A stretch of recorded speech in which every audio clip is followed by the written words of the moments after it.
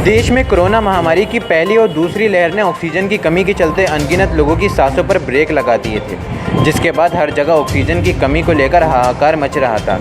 लेकिन अब फिर से तीसरी लहर दस्तक देने लगी है और इसकी शुरुआत दक्षिण के प्रांतों से शुरू भी हो चुकी है, जिसको लेकर उत्तर प्रदेश सरकार काफ़ी सजग नज़र आ रही है। इसी के तहत यूपी सरकार के राज्य मंत्री बलदेव सिंह औलख की अनुगाई में जनपद रामपुर में ऑक्सीजन प्लांट का शुभारंभ किया गया है। जनपद रामपुर की तहसील बिलासपुर में आज Radico Khaitan private limited company की ओर से एक ऑक्सीजन गैस रिफिलिंग का प्लांट लगाया गया, जिससे अब रामपुर में ऑक्सीजन की कमी नहीं होगी। इस प्लांट से 70 जंबो ऑक्सीजन गैस सिलेंडर रोज़ इस प्लांट से भरे जा सकते हैं। आपको बता दें कि इससे पहले केंद्रीय मंत्री मुख्तार अब्बास नकवी ने ऑक्सीजन प्लांट का बिलासपुर के सरकारी अस्पताल में उद्घाटन किया था। उस प्लांट से सिर्फ अस्पताल को ही सप्लाई थी। अब इस प्लांट में और बढ़ोतरी की गई है।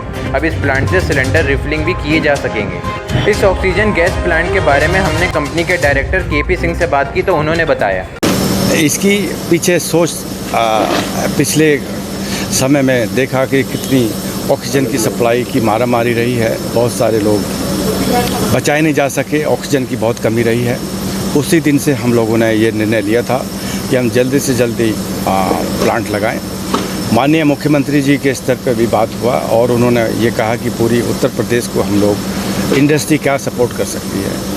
तो शुगर मिल्स हैं, डिस्टिलरीज हैं, किसी ने 1 प्लांट लिया, 2 प्लांट लिया, लेकिन मुख्यमंत्री जी का आग्रह ये रहा, रामपुर डिस्टिलरी सबसे बड़ी है तो क्यों ना आप सबसे ज़्यादा, तो हमने सहर्ष 6 प्लांट का हमने उसी वक्त लिया। और रामपुर बिलासपुर सबसे पहला प्लांट था उत्तर प्रदेश में जिसमें हम लोगों ने सुचारू किए। इसके अलावा 5 जनपदों पे 5 जनपद में रामपुर के अलावा और भी लगा।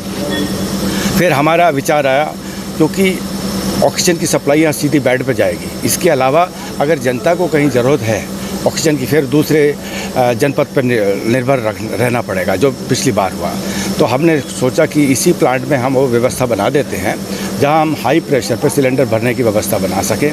उसी वक्त हमने ऑर्डर दे दिया मशीनों का और मशीनें हमारी लग गई। आज सौभाग्य का दिन है कि आज हम जनता को समर्पित कर रहे हैं। ये यहाँ पे 70 सिलेंडर्स जो बताए हैं, जंबो सिलेंडर्स प्रतिदिन भरने की व्यवस्था है और ये प्लांट 24 घंटे चल सकता है।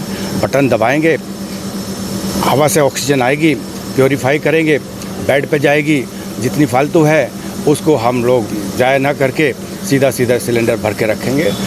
यहाँ पे सिलेंडर की व्यवस्था जितनी भी होगी, डीएम साहब से कहा मैंने, मैक्सिमम आप सिलेंडर भरने की व्यवस्था कर लीजिए। पूरे रामपुर ज़िले को कवर कर सकें। ये देखिए, पूरा हमारा ध्येय यही रहा है कि हम पूरे रामपुर ज़िले को कवर कर सकें, क्योंकि इसमें कंटिन्यूस प्रोसेस है और ऑक्सीजन ग्रेड जो मेडिकल ग्रेड बोलते हैं, ऑक्सीजन की सप्लाई निरंतर होती रहेगी। वहीं इस मामले पर जब हमने जिलाधिकारी रविंद्र कुमार मादर से बात की तो उन्होंने बताया, देखिए, पहले ही माननीय जो केंद्रीय मंत्री श्री मुख्तार अब्बास नकवी साहब के अध्यक्षता में कार्यक्रम आयोजित हुआ था, जिसमें रेडिको खैतान संस्था के सहयोग से जो ऑक्सीजन प्लांट बिलासपुर में लगाया गया है उसका कार्यक्रम आयोजित किया गया था। उसमें उस समय हमने चर्चा की थी कि एडिशनल फैसिलिटी और क्रिएट की जा सकती है कि अगर हमारी ऑक्सीजन जनरेट हो रही है तो उसकी रिफिलिंग सिलेंडर्स में हो जाए, उसकी व्यवस्था भी हम लोग कर सकते हैं।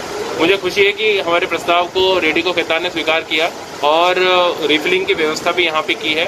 उसी रिफिलिंग की व्यवस्था को चालू करने के लिए आज माननीय राज्य मंत्री जी की अध्यक्षता में कार्यक्रम हमने आयोजित किया था, जिसके लिए आप और हम सब यहाँ पे आए हुए हैं। तो मैं धन्यवाद देना चाहूँगा रेडिको खैतान को कि उनके सहयोग से एक बहुत जनहित का अच्छा कार्य यहाँ पे संपन्न हुआ है और न केवल बिलासपुर को बल्कि रामपुर को भी ऑक्सीजन सप्लाई अगर भविष्य में आवश्यकता पड़ती है तो उसको देने में हमें बहुत सक्रिय योगदान उनका मिलेगा।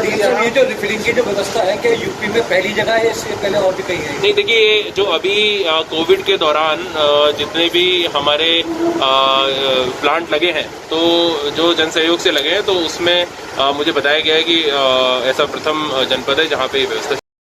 रामपुर से फहद खान के साथ तासीन मोहम्मद फयाज खान। और अभी तक आपने हमारा YouTube चैनल सब्सक्राइब नहीं किया है तो बिना देर किए सब्सक्राइब कीजिए और घंटी की आकृति का बटन दबाएं ताकि हमारा ताज़ा वीडियो अब तक सबसे पहले पहुंचे।